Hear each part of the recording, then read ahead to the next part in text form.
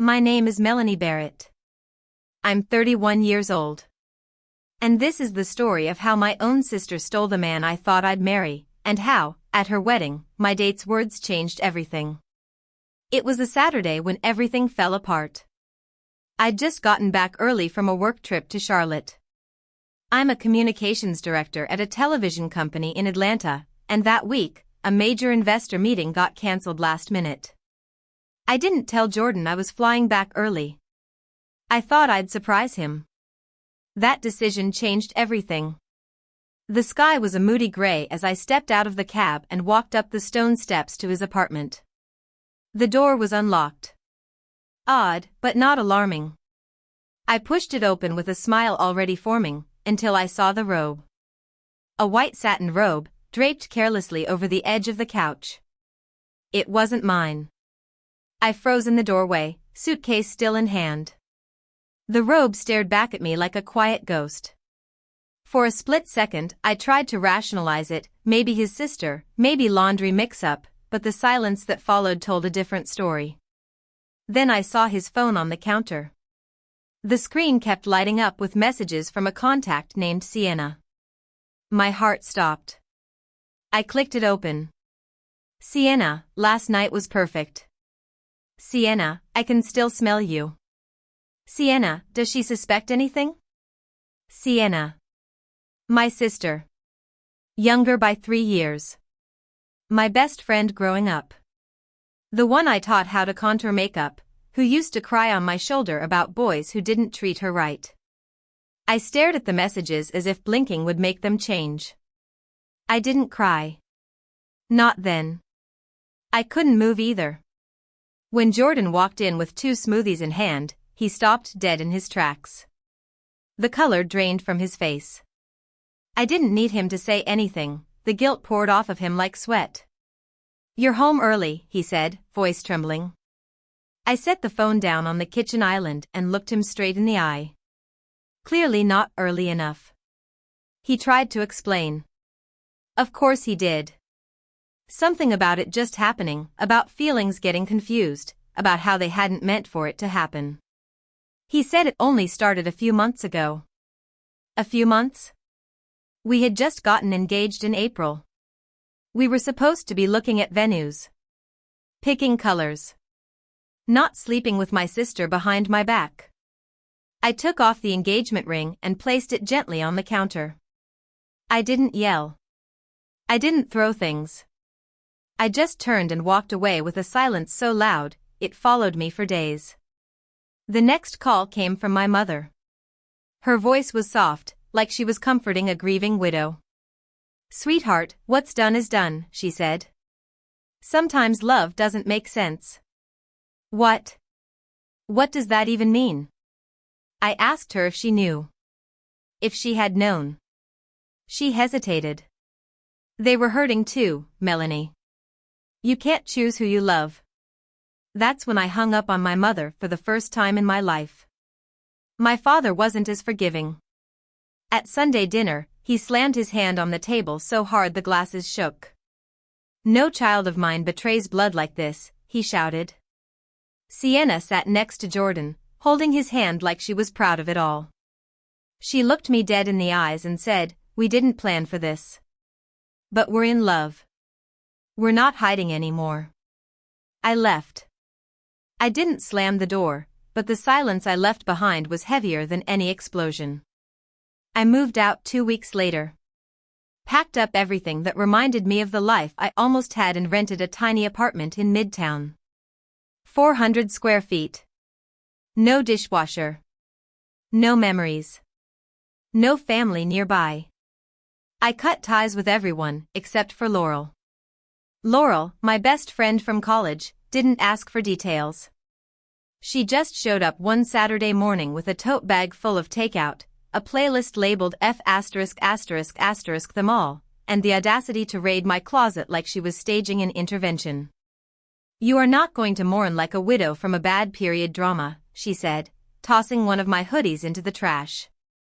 I don't want to dress up, I muttered. Laurel raised an eyebrow.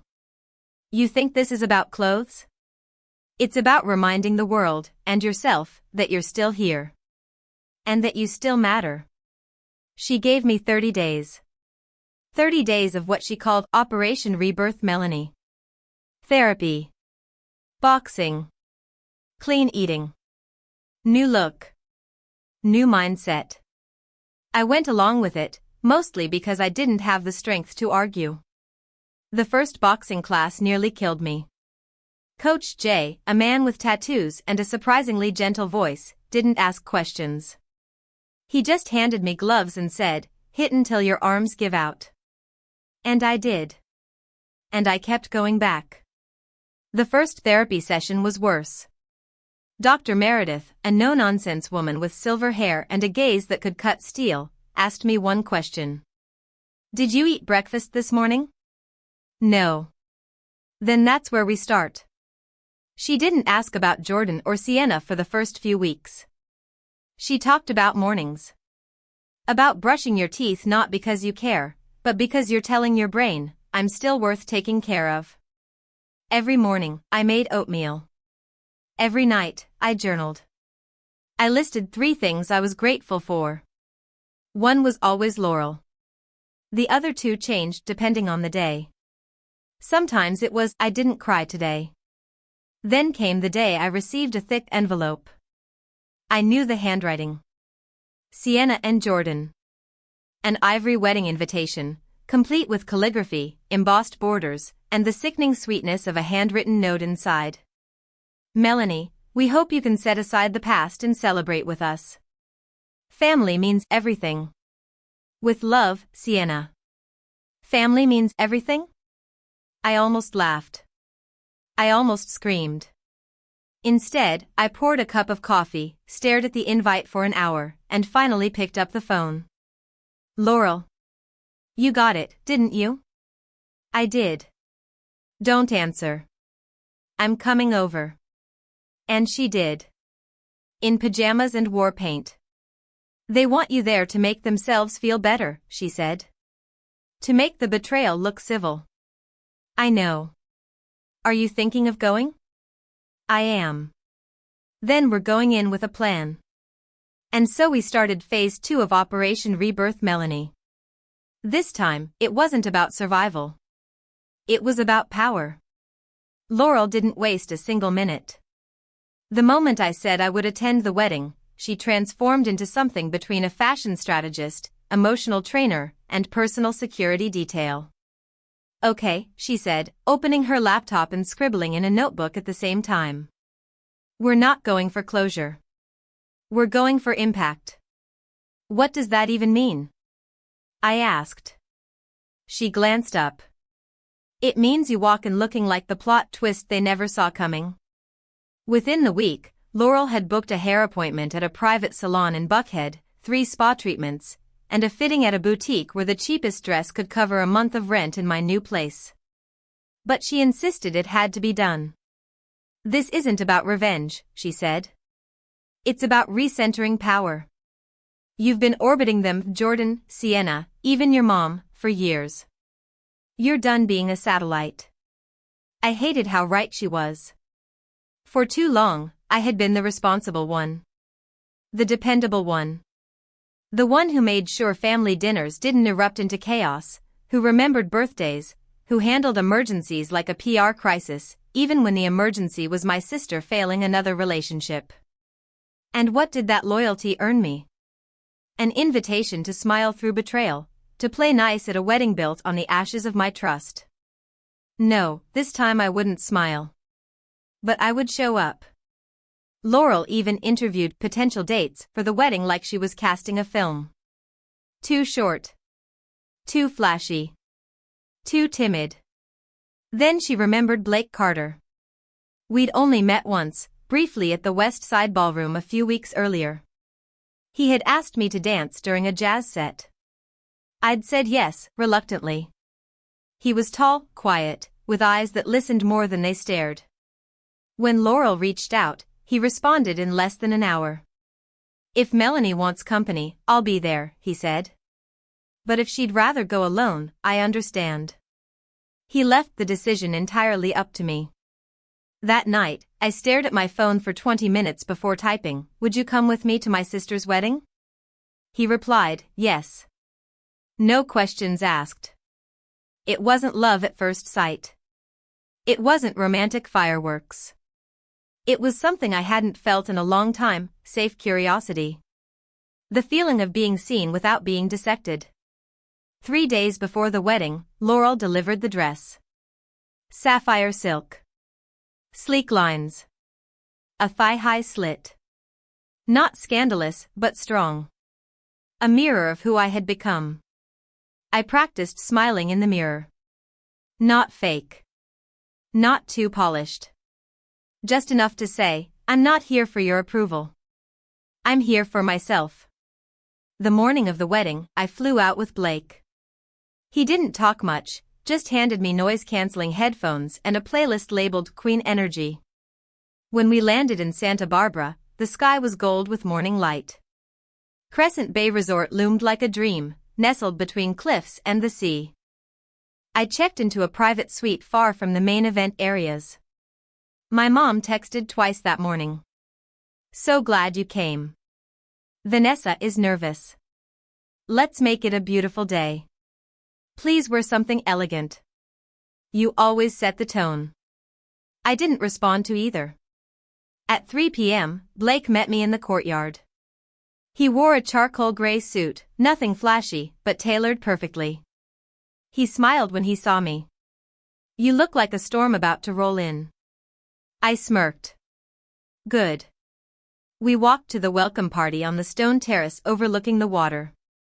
The music was soft jazz. The decor, laced white umbrellas, champagne fountains, and roses, reeked of manufactured bliss. The moment we arrived, I felt the shift.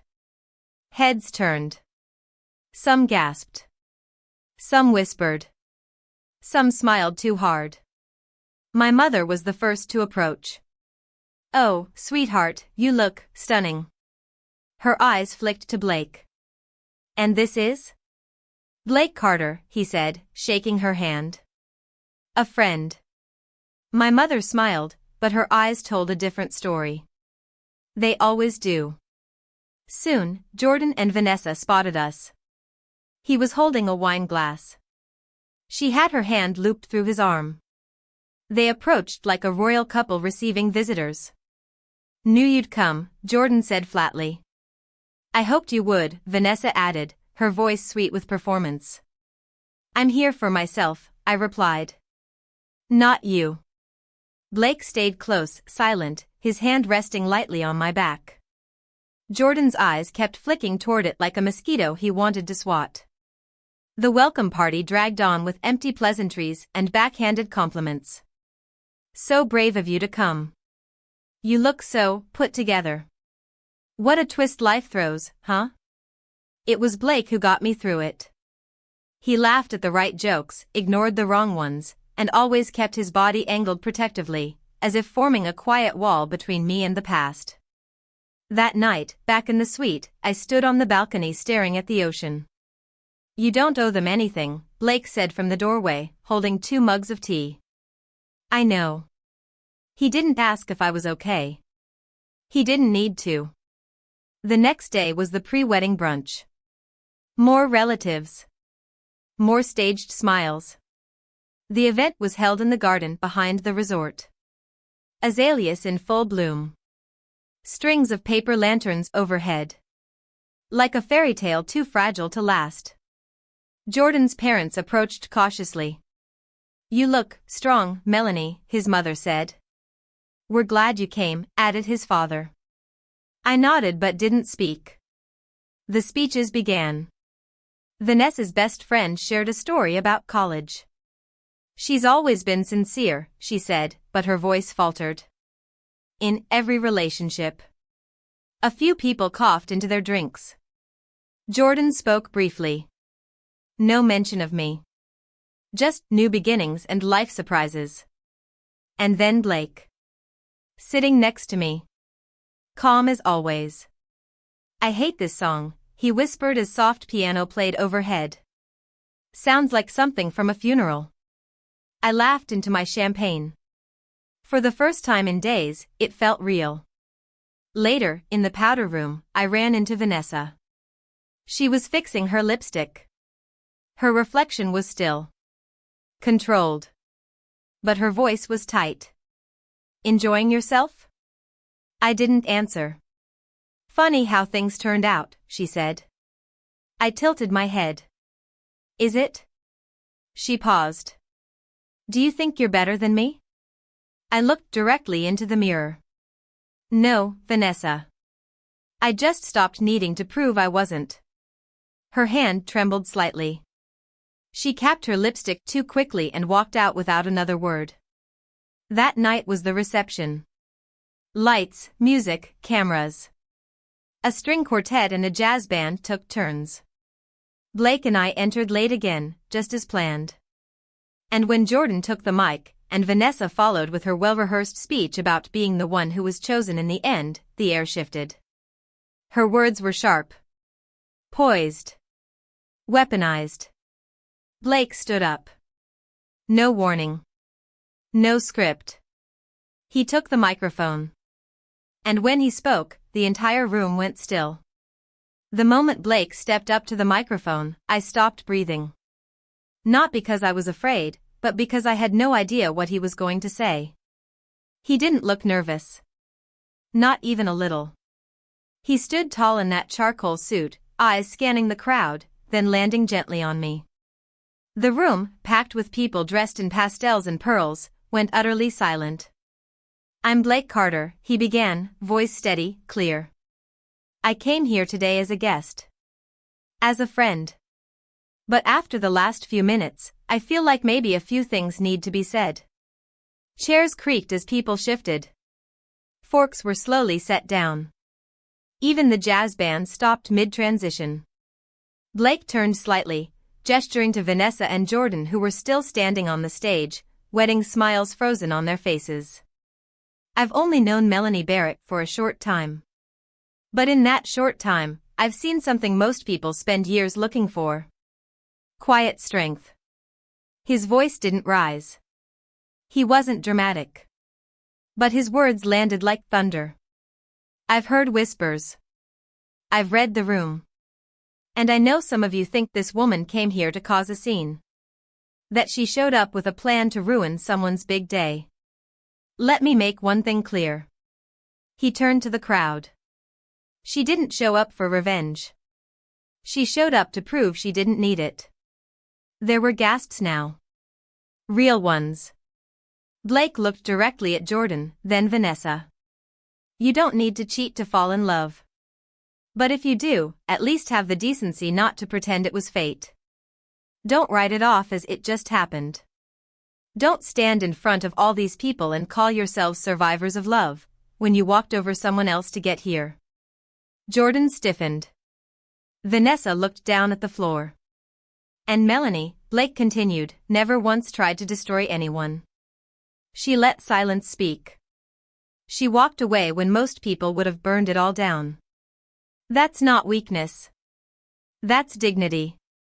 Applause began at one table, hesitant at first.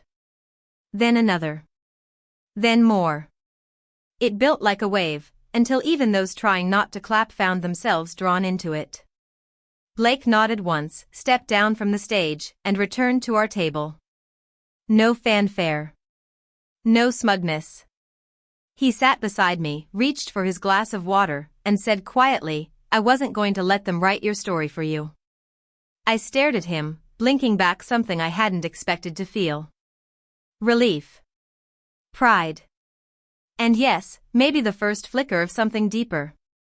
After the reception resumed, the air was different. People were polite, but measured. The cloying sweetness of forced congratulations had vanished. Now they looked at me like a person again. Not a scandal. Not a footnote. The music picked back up, but there was hesitation in the dance floor. The bride and groom danced, but there was a strain between them that couldn't be choreographed away. A few hours later, I went to the restroom to freshen up.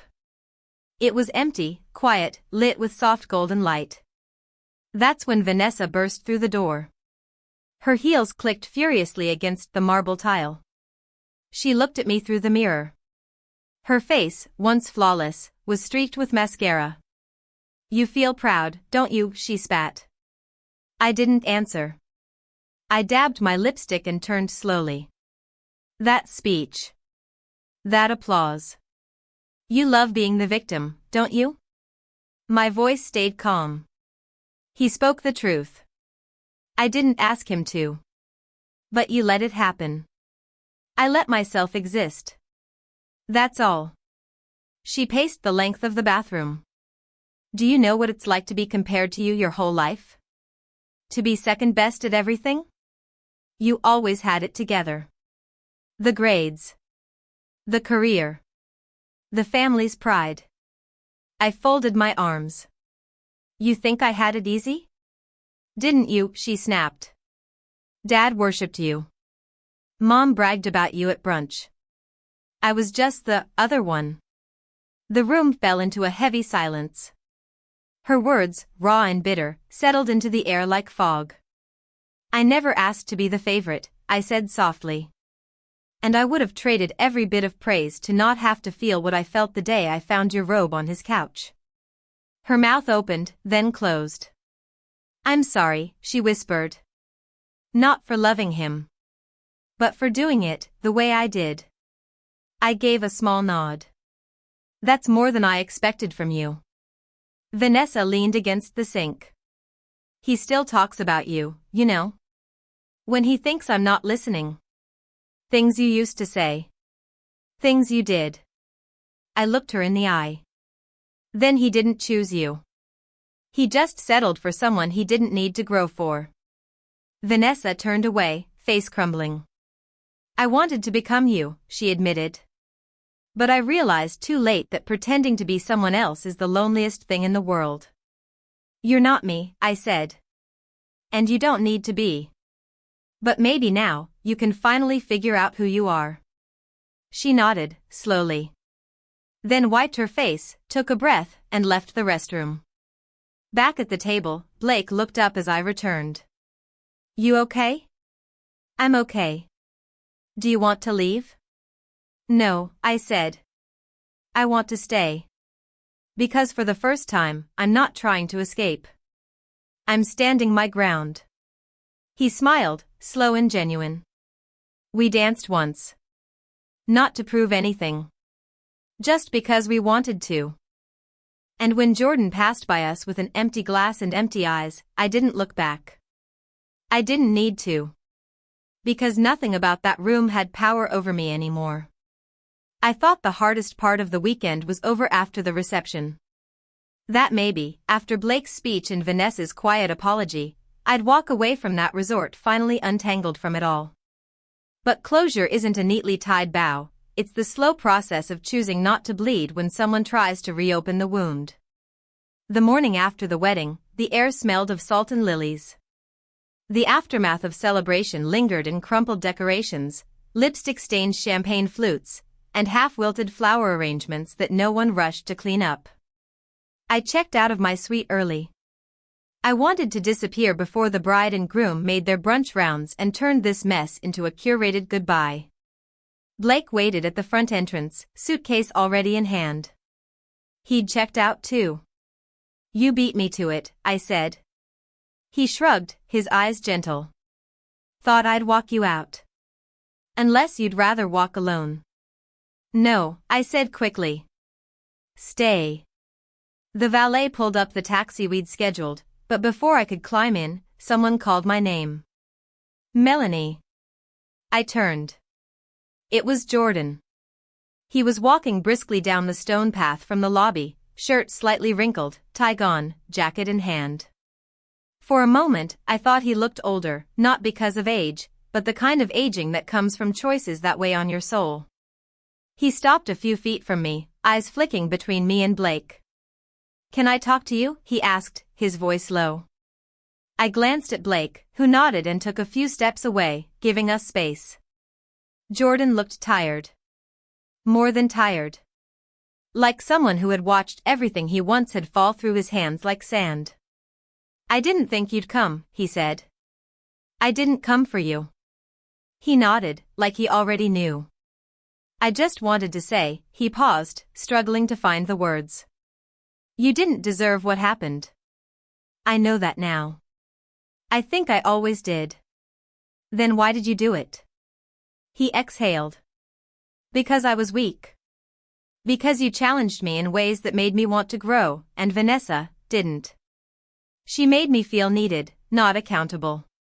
It felt easier. I stared at him for a long second. That's not love, Jordan. That's fear wearing perfume. He looked down. I don't love you anymore, I said, not as a weapon, but as truth. But I also don't hate you. I just want you to live with the weight of the choice you made. Not to punish you, but so you never make someone else feel what I felt. He nodded again, eyes glassy. And Melanie, he said softly. I hope he's good to you. He is, I said. In ways you wouldn't understand. Jordan stepped back. Didn't try to hug me. Didn't say goodbye. Just let me walk away. And that was the moment I realized I was free. The drive to the airport was quiet, but not heavy.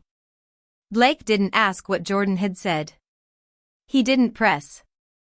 He just sat beside me, flipping through a magazine, fingers occasionally tapping mine like a quiet pulse. On the plane, I stared out the window at the clouds and realized something important. Jordan and Vanessa never actually broke me. They only revealed what was already cracked inside me, the need to be chosen, to be valued, to be seen. But now, I was learning to choose myself first. Back in Atlanta, my life resumed, but it was no longer the same rhythm. I returned to work part-time, easing back into a world that once revolved around deadlines and expectations. My boss welcomed me with a tight hug and a discreet, "You look different." "I am," I replied. I started saying no more. To overtime. To unnecessary meetings. To family dinners I wasn't ready for. I started saying yes to things that felt like mine. Writing. Painting again.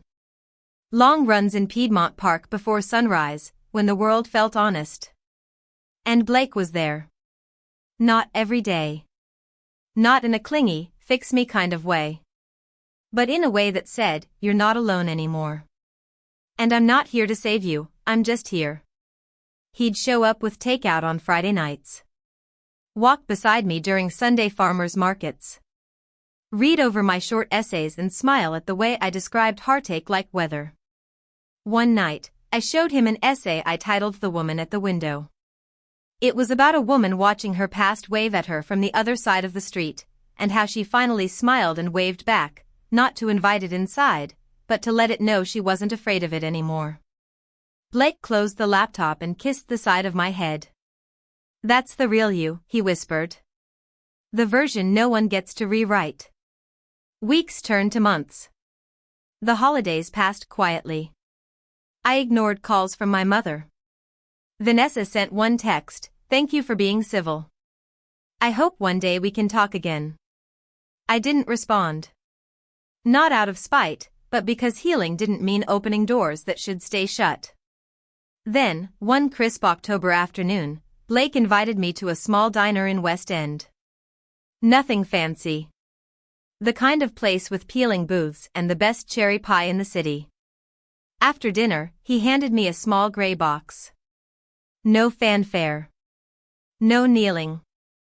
I'm not asking for next year. Or even the year after, he said. But I'd like to start building something with you. Something real. No scripts. No broken promises. Inside was a delicate ring, an aquamarine stone, clear and quiet, flanked by two quartz shards etched with the design of an ancient Greek temple. It's not a diamond, he added. Because you don't need to shine like anyone else. You're not built to compete. You're built to create. I didn't cry. I just said yes. Not to a wedding. To a future. To a partnership. To a life where love didn't feel like sacrifice. We walked home under a sky full of stars, the wind picking up as leaves danced across the sidewalk. No one asked me to forget the past. But for the first time, I wasn't dragging it behind me. I was walking beside someone who understood I had been hurt. But I was never broken. I didn't rush to announce the engagement. There were no Instagram posts, no dinner parties with clinking glasses, no "he put a ring on it" captions. It was quiet. Private.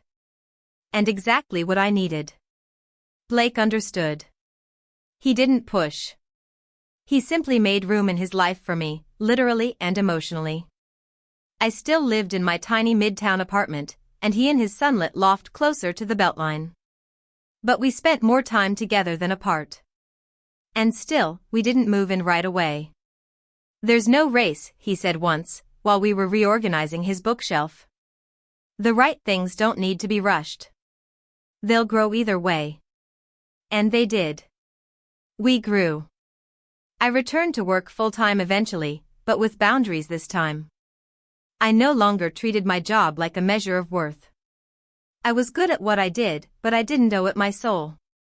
I declined 3 promotions, said no to 3 client trips, and walked out of 3 meetings that disrespected my time. I wasn't afraid anymore of being seen as difficult. That label was easier to wear than doormat. Meanwhile, Vanessa tried a few more times to contact me. The texts were never cruel, never dramatic. Just hopeful. "Hope you're doing well. I'd love to talk sometime, if you're open. I'm in therapy now. Trying to understand things."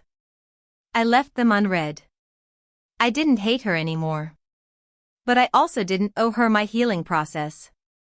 Forgiveness, as Dr. Meredith once told me, doesn't always have to end in reconciliation. Sometimes, it's just a decision not to let bitterness run your life. Does it ever get easier?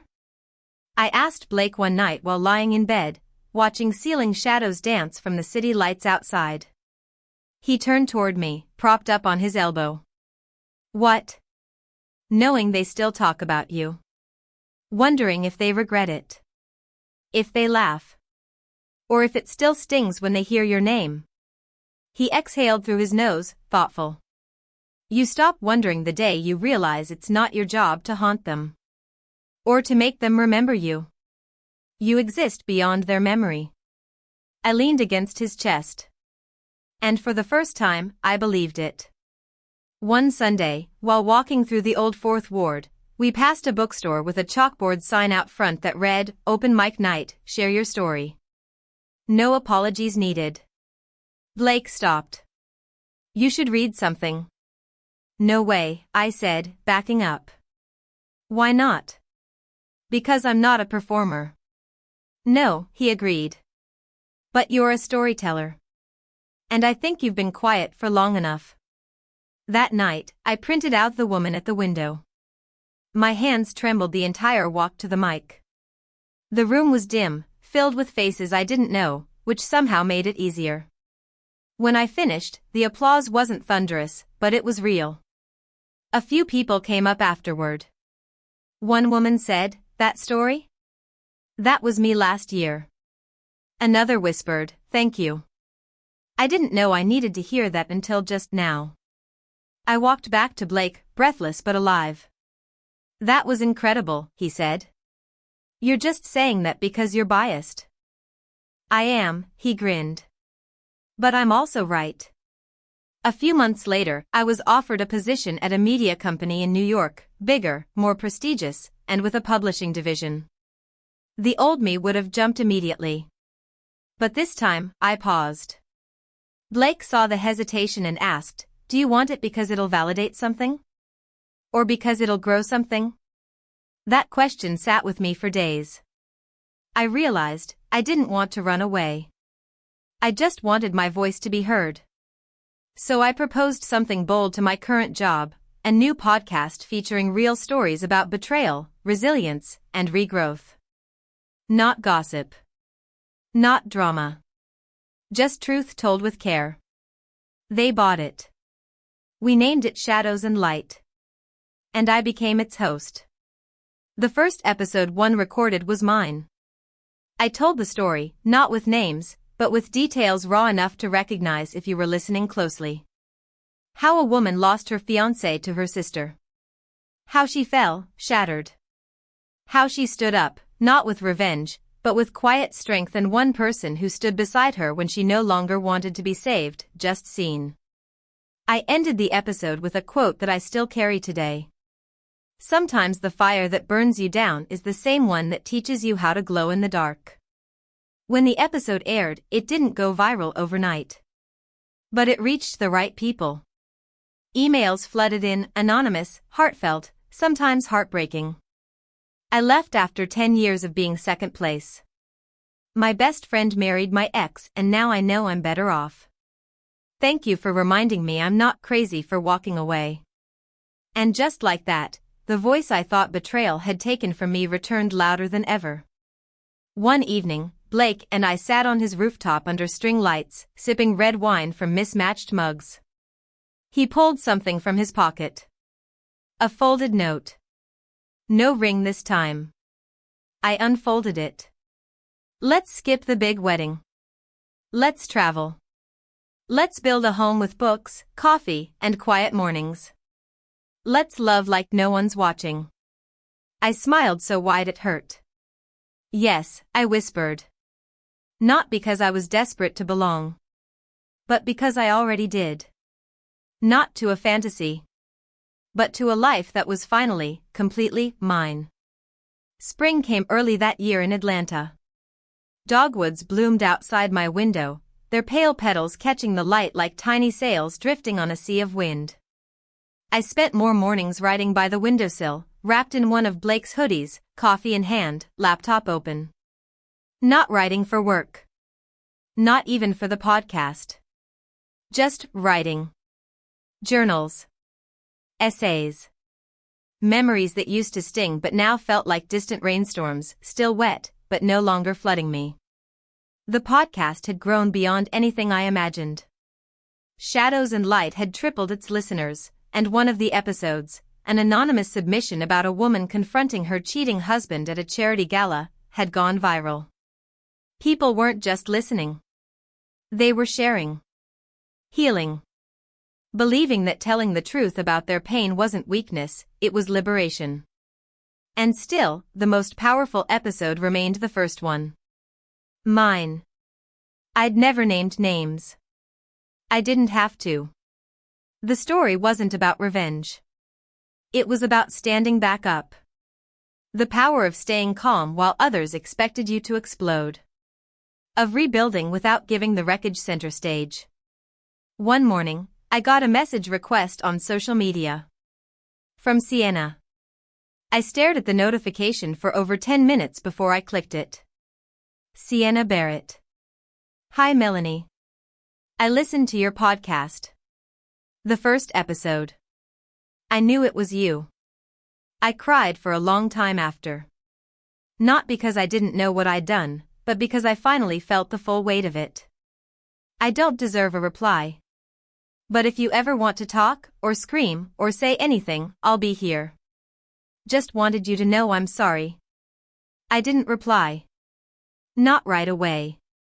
Maybe not ever. But for the first time, I didn't feel anger when I saw her name. I just felt distance. A quiet, clear boundary. Later that day, Blake and I went walking through an art exhibit at the High Museum. A collection of sculptures titled Broken to Beautiful stood in the main gallery. Every piece had once been shattered, then reassembled with gold leaf running through the cracks. Inspired by kintsugi, the Japanese art of repairing broken pottery not to hide its damage, but to honor it. This one, Blake said, pointing to a piece shaped like a hollow torso with gold veins running along its ribs, feels like you. I smiled. It did. We didn't have a wedding. We took a trip instead. To Florence, Italy. A tiny villa overlooking green hills and old brick rooftops. We drank wine in the mornings and walked miles without looking at clocks. One afternoon, I wrote a full essay by hand while sitting on a sun-warmed stone wall. I titled it When the Dust Finally Settles. It was about forgiveness. Not of others, but of the self. The version of yourself who didn't see the betrayal coming. Who thought love meant sacrifice. Who begged for breadcrumbs when you deserved feasts. We visited small bookshops and dusty churches. Ate too much. Slept late. And in the middle of it all, I forgot about the girl who once stood in her ex-fiancé's kitchen, heart racing, staring at a bathrobe that didn't belong to her. She was still part of me, but she no longer dictated who I was. Back in Atlanta, my mom called again. This time, I picked up. Her voice was quiet. Unsure. Melanie, thank you. For what? For not turning your back on me completely. I didn't handle things right. I know that now. There was a long pause. Then. She's not happy. I didn't ask who. I know she pretends she is, but I see it. Jordan doesn't look at her the way he used to look at you. And she knows it. I leaned back in my chair. I'm sorry for her, I said. But I didn't say I wanted her back. Some people belong in your past, no matter how closely tied they were to your beginnings. And for the first time, my mother didn't try to make me forget what happened. She just said, I hope you're well. I think about you all the time. I am well, I said. And it wasn't a performance. I meant it. That summer, I published my first essay collection. A small publisher picked it up after discovering the podcast. It was titled Brave Without Witnesses. The cover was simple, just a blue background with faint cracks in silver, like veins across a still lake. The dedication read, To the woman I was when it all fell apart, thank you for not letting go of the light. On the night of the launch, Blake hosted a small gathering in his loft. Laurel brought 4 bottles of wine and started crying before I even read the first paragraph out loud. I told you, she sobbed, tipsy and sincere.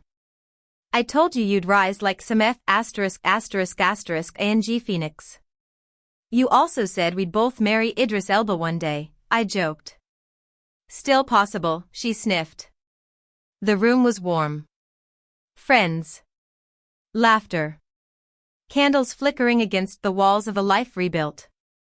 Later that night, when everyone had gone, I stood on Blake's balcony with the city stretched out in lights below. He came up behind me, arms circling my waist. You feel it, he asked. What? The stillness. That moment when everything is finally just, okay. I nodded.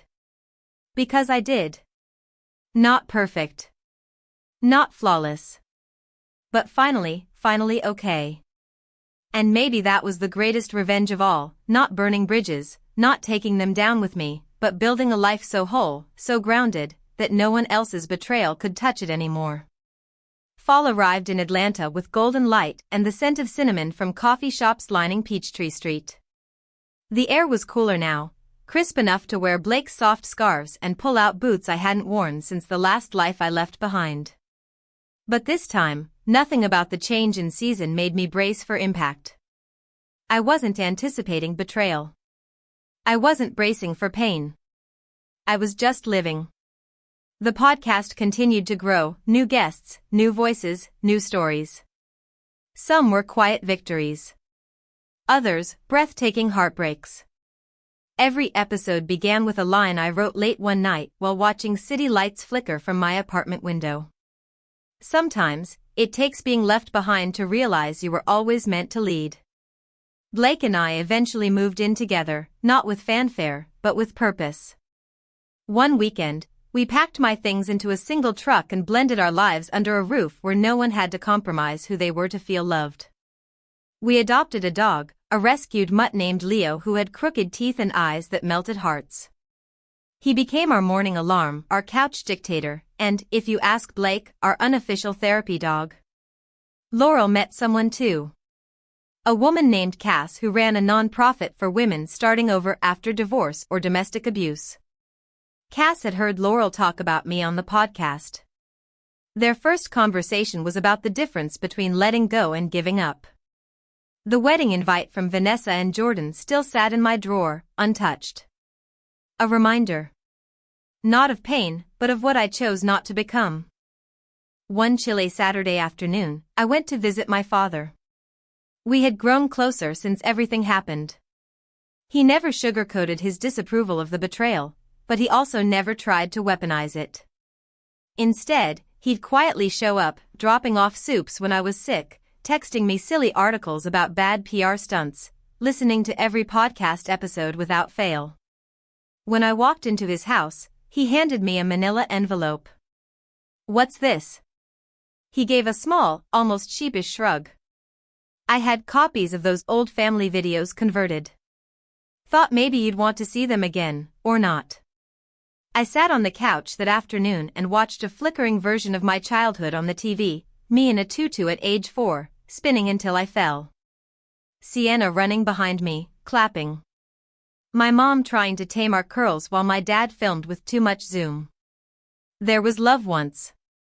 So much of it. But love, I realized, isn't always enough to stop people from hurting you. What matters is whether they're willing to own the pain they caused and grow beyond it. Sienna had tried. Quietly. Gently. And one afternoon, nearly a year after her wedding, I decided to respond. Nothing dramatic. No long letter. Just one text. "Me, thank you for your message. I believe you're sorry. I'm still healing. But I wish you peace." She responded a few hours later. "Sienna, that's more than I deserve. But I'll hold that with gratitude." And that was it. No reunion. No forced closeness. Just acknowledgement. Just a thread that, if one day revisited, could be rewoven, not into the same fabric, but maybe something new. The final chapter of that version of my life closed on a quiet Sunday. Blake and I hosted a dinner. Just a few close friends. Leo curled up under the table while candles flickered across half-eaten plates. Jazz hummed through the speakers. At some point, as I stood by the window holding a glass of wine, I looked at the faces in the room, Laurel laughing at her own joke, Blake leaning against the kitchen counter in his socks, Cass arranging leftover cupcakes into a to-go box, and I felt a calmness I hadn't known in years. I didn't just survive what happened. I outgrew it. Because I learned the difference between being chosen and being cherished. Because I stopped waiting for people to acknowledge my worth, and started living in a way that left no doubt. And because I stopped trying to prove myself to the people who were too broken to see me in the first place. This isn't a story of vengeance. It's the story of reclamation. Of a woman who was betrayed by the two people she trusted most, and found power in choosing not to self-destruct. I didn't need a breakdown. I needed a rebuild. And in the end, I found a partner who stood by me not because I was strong, but because he saw the value in my softness too. My name is Melanie Barrett. And I may have lost a fiancé and a sister. But I found peace. And no applause at any wedding will ever matter more than that. Revenge echoes conclusion and call to action. Melanie's journey is a reminder that not all victories are loud. Sometimes, the greatest revenge is choosing peace, refusing to shrink, and living a life so whole it silences every lie ever spoken against you. What would you have done in her shoes? Would you have confronted your sister, or walked away in silence? Tell us in the comments. And don't forget to subscribe to Revenge Echoes for more stories where truth speaks louder than betrayal.